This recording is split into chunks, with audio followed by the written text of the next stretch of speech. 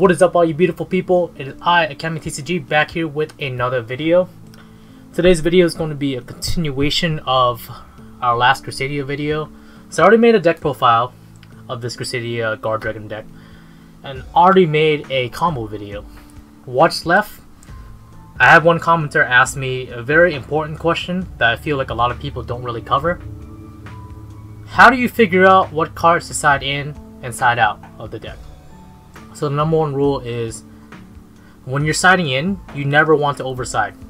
I think a lot of people know that. You don't want to put in your whole side deck and then take out 15 cards in your main, because it completely changes the consistency of your deck and what exactly your deck does.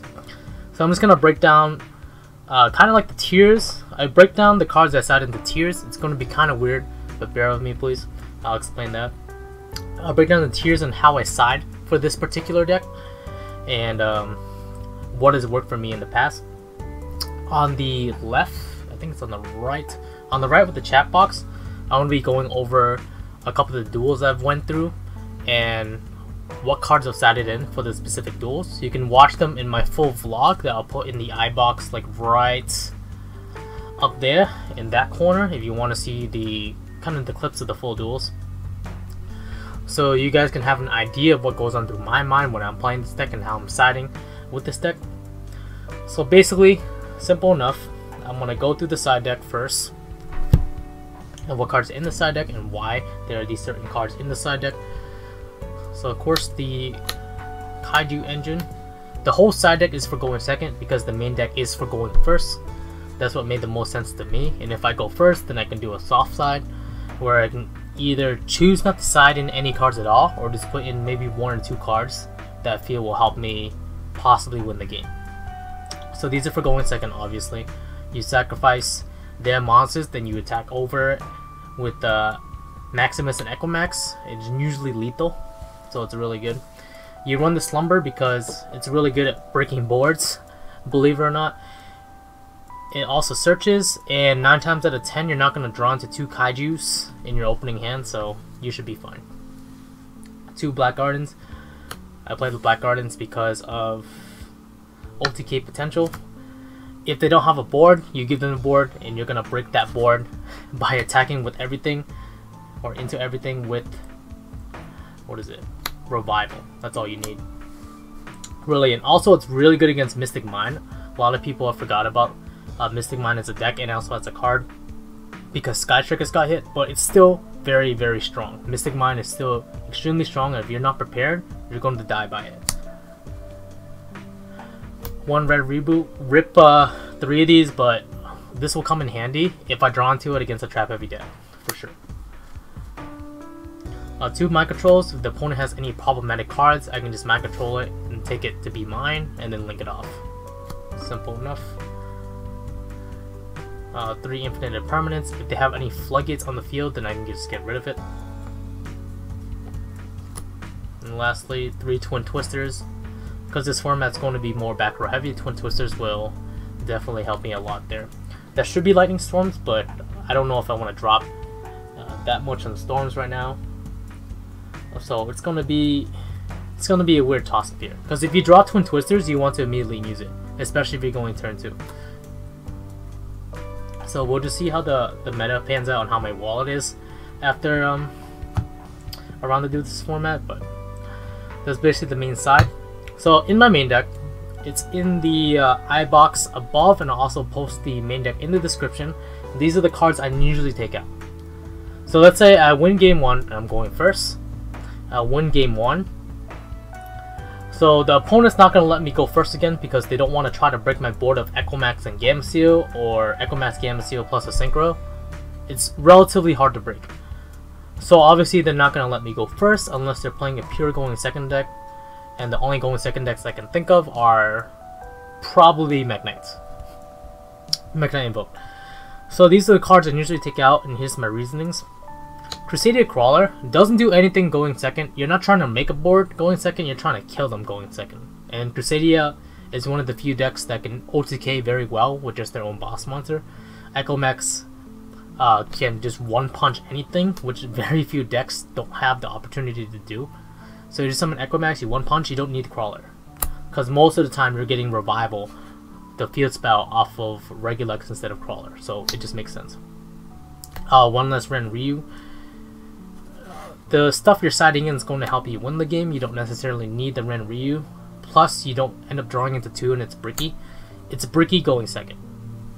For sure. It's more bricky going second because you're drawing an extra 6 cards, so you have an extra chance to draw this. And you're playing 2 anyways. So I feel like cutting 1 is completely fine. You don't need the waterfronts. They're not as critical for winning the game. I do keep 1 just in case I need that 3rd kaiju or another kaiju from the search. It does come up, and I also have terraforming in the deck, so there's a lot of chances for me to encounter waterfront, but I just don't need it as much if I'm going second because I'm trying to win the game.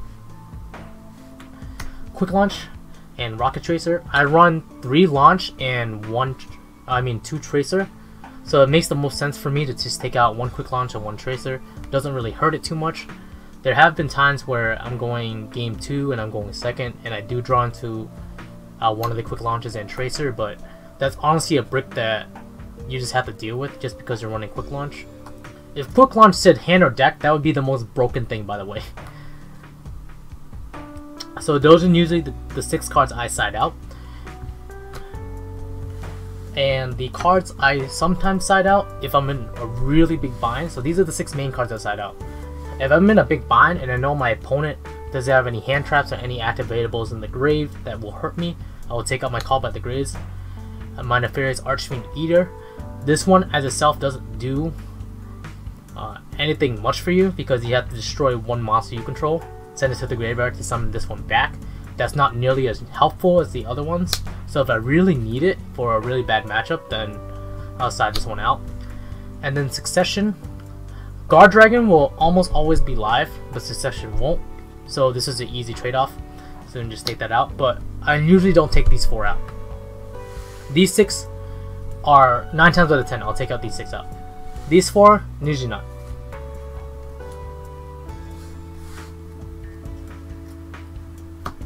Then the cards I would put in, so if I'm going second, it depends on the matchup. If I'm going second, so you usually have 6, right?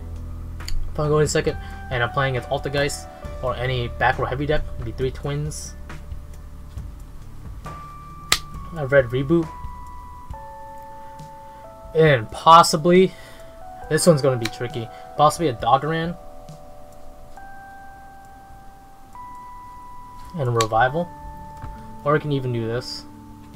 Get this one out. There's a lot of ways you can do this, but it just really depends on preference too. And it really depends on the matchup. Like, you have to, bottom line is you have to adapt to the matchup.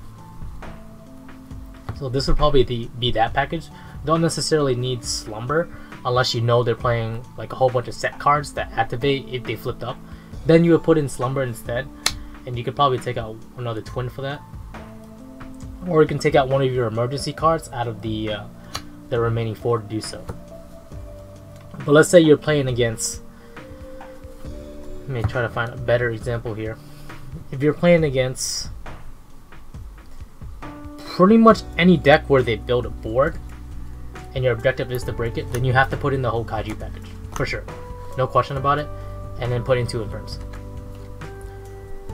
This can usually break enough boards, just getting that Imperm and hitting the Appaloosa. Or even if you know they have a huge board, then you can put in a 3rd Imperm. So sometimes if you start with 3 Imperms in hand, it's actually not that bad.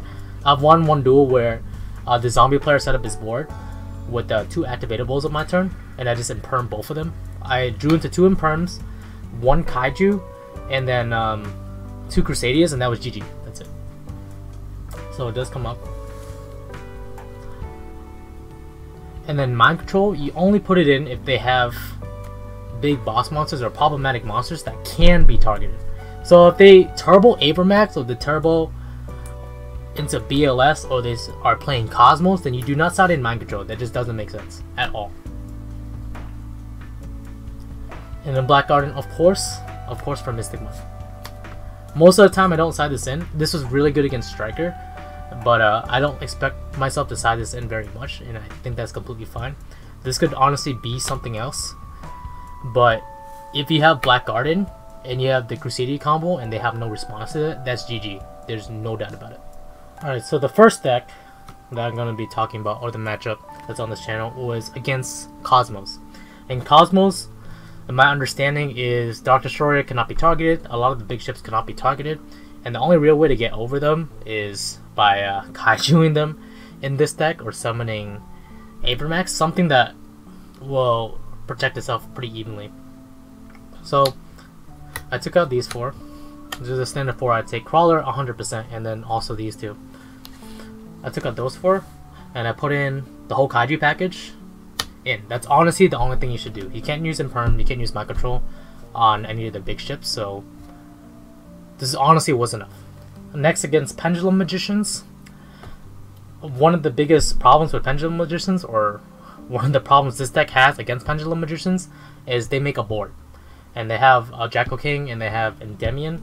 So I had to side in, or side out these. The Waterfronts.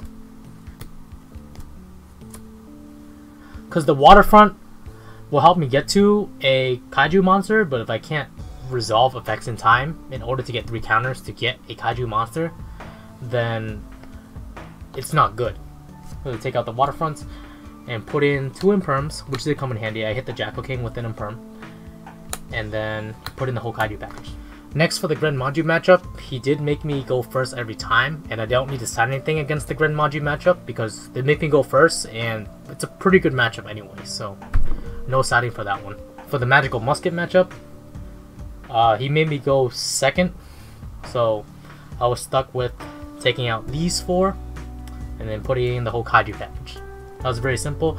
If the muskets aren't on the field because I just Kaiju'd them, then the whole entire field is dead. It's easy that way. But if they have a musket on the field, then their whole hand is live. You have to assume the whole hand is live. So I need to get a Kaiju on board ASAP, and I want to maximize the chances of that.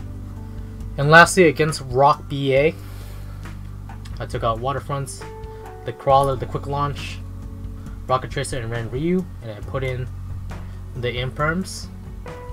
Because I know they have a lot of recursion plays on the field, I needed to keep Call by the Grave in the deck because it's Rock BA, so a lot of stuff can activate in the graveyard. Anyways, those are the, I believe that's 5 different matches, but hope you guys have enjoyed the video. I know it was a little bit long, but if any of you want to seriously play Crusadias, then I just wanted to give you insight on my thought process when it comes to siding. Anyways, I'm Akemi TCG. See you guys in the next one. Peace. The world ends now.